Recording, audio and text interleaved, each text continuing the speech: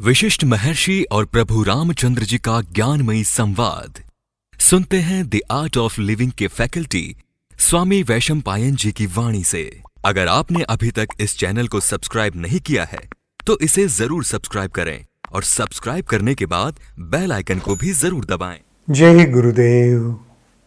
योग वशिष्ठ के अगले एपिसोड में आप सबका स्वागत है। राजा जनक पिछले एपिसोड में अपने मन को समझा रहा है कि तू चंचलता के साथ इन सांसारिक प्रलोभनों में, लालसाओं में मत उलझना, बल्कि समभाव में रहना, तभी असीम शांति और आनंद और सत्य का अनुभव हो सकता है। उसी चर्चा को आगे बढ़ाते हैं। देखते हैं आज के एपिसोड में राजा जनक क्या कह रहे हैं।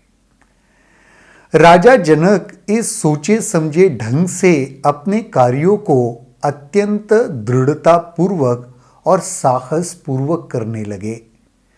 अब वह ऐसे निरंतर कार्य करते थे जैसे निद्रा की अवस्था में किए जाते हैं। फिर से ये एक एग्जाम्पल यहां पे आ रहा है कि निद्रा के अवस्था में जैसे करते थे। इसका मतलब बेहोश होके करने की बात नहीं हो रही है। इसका मतलब ऐसे कि हम जब नींद में होते हैं तो पूरी तरीके से स्वभावता में होते हैं, विश्राम में होते हैं, उस प्रकार की बात हो रही है। वरना कोई कह सकता है, अरे राजा जनक अगर वह साक्षात्कार के मार्ग पर चल पड़े थे या वह सत्य का अनुभव किए थे तो वो सारे काम नींद की अवस्था में करते थे, यानी बेहोशी में करते थे क्या, जहां पे कोई सुध-बुध नहीं होती? नहीं। दूसरी तरीके से हम इसे देखेंगे कि पूरी तरीके से विश्राम की स्थिति में और स्वभावता। आप नींद में देखोगे कि हम चाहकर भी कोई दंभ नहीं कर सकते। आर्टिफिशियलनेस नहीं आता नींद में। आता है क्या? नहीं। छोटा बच्चा या बड़ा आदमी जब गहरी नींद में सोता है ना, एक जैसा ही प्रतीत होता है। इसीलिए किसी को गहरी निद्रा की अवस्था में देखोगे ना, उसे देखकर भी हमें अच्छा लगता है। क्यों? स्वभावत लगता है। जो नेचुरल पूरी तरीके से होता है वैसे लगता है, विश्राम में होता है ऐसे दिखता है। तो यहां पे वैसी चर्चा हो रही है। आत्मज्ञान का प्रकाश उसके हृदय में उदित हुआ। अब उसमें दुख और मलिनता का लेश भी नहीं था। आत्मज्ञान, जैसे अगर कहीं पे प्रकाश आ गया तो वहां पे अंधकार कैसे रहेगा? अंधकार तो अपने से मिट जाएगा। वैसे ही जैसे आत्मज्ञान का प्रकाश उसके हृदय में आ गया, वहां पे दुख और मलिनता बिल्कुल शेष नहीं रहा। क्षितिज से उदित होने वाले सूर्य की तरह उसमें तेजस्विता थी। सूर्य की माफिक हो गया।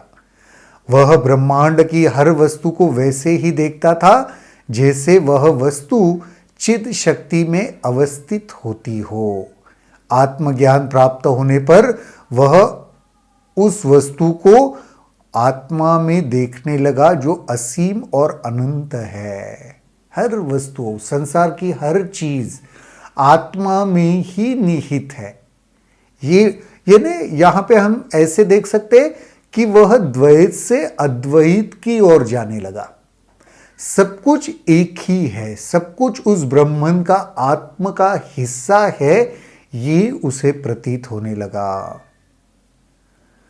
यह जान लेने पर कि घटित होने वाली हर घटना स्वभावता घटित होती है, इसलिए उसमें न आह्लादित होना होता है न दुखी। जो भी घटना घट रही है ये हमारे लिए एक ज्ञान सूत्र भी है। यहां संसार में, हमारे जीवन में जो भी कुछ घट रहा है ना, ऐसे समझना चाहिए वह स्वाभाविक है। जब वह स्वाभाविक है ऐसे समझेंगे तो फिर उससे बहुत ज्यादा आनंदित भी नहीं होंगे, आह्लादित भी नहीं होंगे या दुखी भी नहीं होंगे। हाँ, तो स्वाभाविक ये घट रहा है, ये हो रहा है। जैसे अगर पेड़ के ऊपर से ठंड के मौसम में एक पत्ता नीचे गिर गया, सूख जाते हैं ना काफी बार ठंड में, तो या गर्मी तेजी में भी कोई पत्ता सूख के नीचे गिर गया, तो हम उस घटना से आनंदित होते हैं या दुखी होते हैं? नहीं, हम जानते हैं कि ये एक निसर्ग चक्र है, ये एक साइकिल है। तो साइकिल के अनुसार, निसर्ग चक्र के अनुसार यह चल रहा है। तो फिर जीवन में सारी घटनाओं को अगर ऐसे समझेंगे, ऐसे देखने लगेंगे कि यह स्वभावता है, एक चक्र के जैसे चल रही है, तो फिर उससे बहुत आह्लादित भी नहीं होंगे या दुखी भी नहीं होंगे। उसका समभाव अटूट था। राजा जनक के मन में वह समभाव जो था वो वैसे के वैसा था। वह जीते हुए मुक्त अर्थात जीवन मुक्त हो चुका था। जीते हुए ही मुक्ति को पा लेना ये बहुत बड़ी बात है। तो राजा जनक जीवन मुक्त हो चुका था। असीम चेतना में सदा स्थित रहने के कारण वह अकर्म की स्थिति में पहुंच चुका था।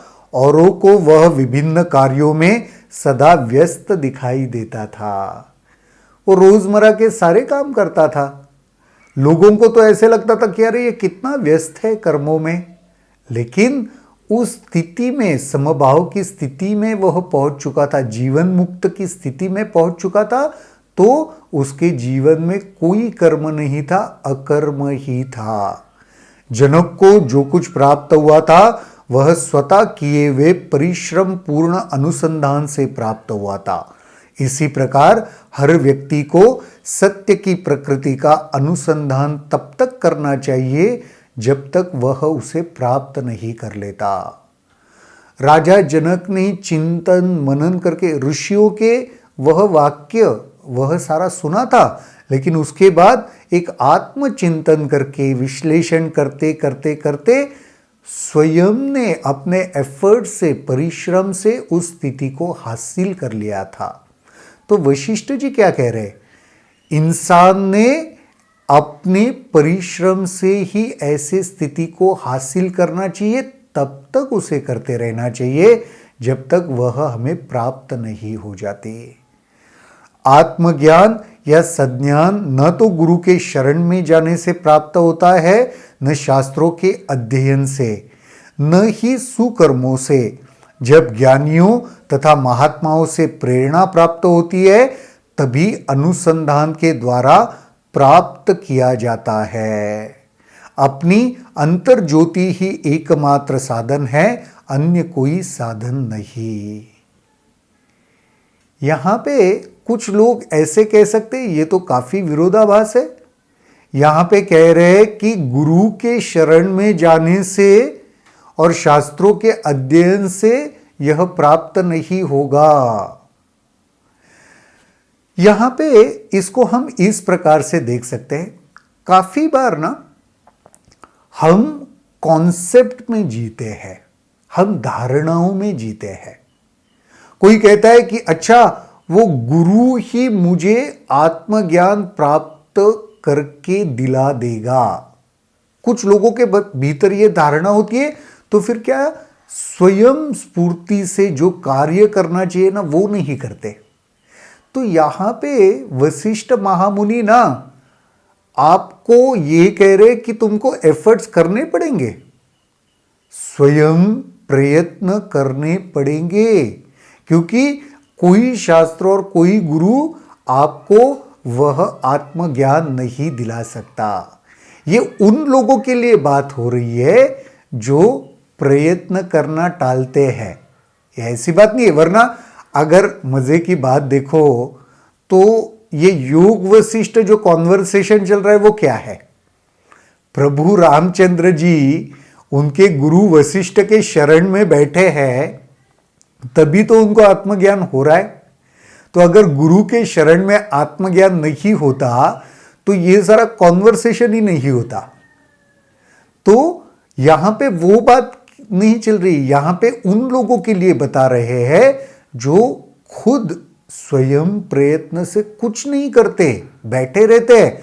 तो कह रहे कि आपके, या हम जैसे कहते हैं गुरु ने आपको एक मार्ग बताया, उसके ऊपर चलना तो पड़ेगा ना।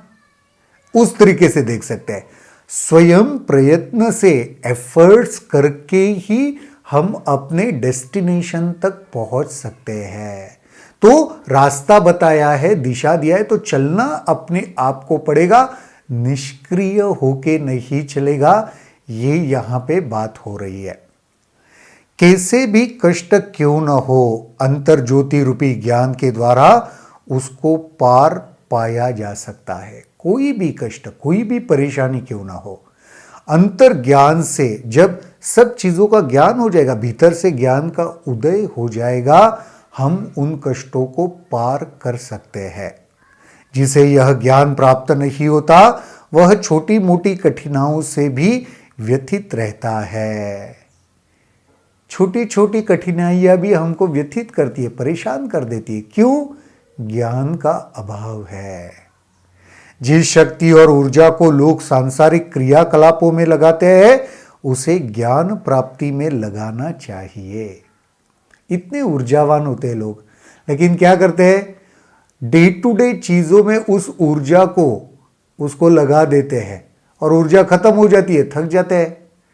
यहां पे क्या कह रहे वशिष्ठ जी या राजा जनक जी दोनों भी, कि ये जो आपके भीतर ऊर्जा प्रचंड समाई हुई है, उसको व्यक्तिगत रोजमर्रा के क्रियाकलापों में लगाने के बजाय हमें आत्मज्ञान के प्राप्ति में लगाना चाहिए। इसका उपयोग सबसे पहले तो बुद्धि की जड़ता को नष्ट करने के लिए होना चाहिए, क्योंकि यही सभी दुखों और विपत्तियों की जड़ है। बुद्धि की जड़ता, जब बुद्धि जड़ हो जाती है ना, ठीक से विश्लेषण नहीं कर पाती ना, तो सारे सांसारिक परेशानियों और दुखों की शुरुआत हो जाती है। तो ये बुद्धि की जड़ता का मतलब निष्क्रियता। जड़ होने का मतलब क्या? भारी हो जाना, फ्लेक्सिबल नहीं रहना, कुछ करने की क्षमता नहीं होना। तो बुद्धि भी ऐसे हो जाती है कभी कभी, अज्ञान की वजह से कहिए या जिसका वजह से भी कहिए, वो जड़ हो जाती है, निष्क्रिय हो जाती है, कुछ करती नहीं है। तो इस बुद्धि की जड़ता को सबसे पहले हटाना पड़ेगा। दृश्य संसार को रूपायित करने वाले बीज भी यहीं पर होते हैं। यह जो दृश्य संसार है, इस जड़ बुद्धि में ही बीज यहां पे पैदा होते हैं। यह ज्ञान या अंतर्ज्योति उस परम पत्थर की तरह है, जो स्वामी को वह सब कुछ प्राप्त करा देती है जिसकी कल्पना मात्र भर वह करता है। पारसमणि क्या करता है? जो चाहिए मालिक को वह प्राप्त करवा के देता है। या तो उसे जादुई पत्थर कहे, या तो लोहे से सोना बनाने वाला पत्थर कहे। तो जब बुद्धि ये शुद्ध हो जाती है, आत्मज्ञान प्राप्त हो जाता है, तो फिर जीवन में सब कुछ प्राप्त हो जाता है। जब किसी की बुद्धि इस अंतर ज्योति से सही ढंग से निर्देशित होती है, वह दूसरे किनारे ही जा पहुंचता है, जहां पे हर बाधाओं पर वह विजय पा लेता है। हम कहते हैं ना, किसी की नैया पार लग गई, उसने सब कुछ समझ लिया, हासिल कर लिया। तो यह बुद्धि में अंतर ज्योति, अंतर ज्ञान जैसे पैदा हो गया, प्राप्त हो गया, उसको जैसे वह दूसरे किनारे पर पहुंच गया। ये बीच का जो दरिया है, उसे उसने पार कर लिया। जिस व्यक्ति का मन भ्रमित नहीं होता, उस तक दोषों, बुराइयों तथा इच्छाओं की पहुंच नहीं होती। ज्ञान के द्वारा संपूर्ण संसार ठीक वैसे ही दिखने लगता है जैसे वह वास्तव में है। ऐसे व्यक्ति तक सौभाग्य या दुर्भाग्य की पहुंच नहीं होती। सौभाग्य या दुर्भाग्य, ये शब्द इतने सुंदर है। सौभाग्य दुर्भाग्य की पहुंच नहीं होती, उसके भी परे चला जाता है। क्योंकि सौभाग्य भी उसे कहते हैं जो मन में कोई चीज आने से पहले ही उसको प्राप्त हो जाता है, उसको सौभाग्यशाली कहते हैं। दुर्भाग्यशाली कहते हैं कभी कभी जो पास में है वो भी चला जाता है, या जिसकी इच्छा करते हैं बहुत परिश्रम करके भी वो नहीं मिलता, जिसके भीतर यह ज्ञान प्राप्त हो गया वो इनसे भी ऊपर उठ जाता है। कितना सुंदर विचार है, नहीं? तो इसलिए राजा जनक यही कह रहे कि अपने भीतर अपने परिश्रम से उस अंतर ज्योति को, अंतर ज्ञान को जगाओ, जिसके बाद जीवन का सब कुछ एकदम सुलभ या आसान हो जाएगा और जीवन मुक्त होने का एहसास होने लगेगा। आज के एपिसोड के लिए इतना ही। फिर देखते हैं अगले एपिसोड में और क्या होता है। तब तक के लिए जय गुरुदेव।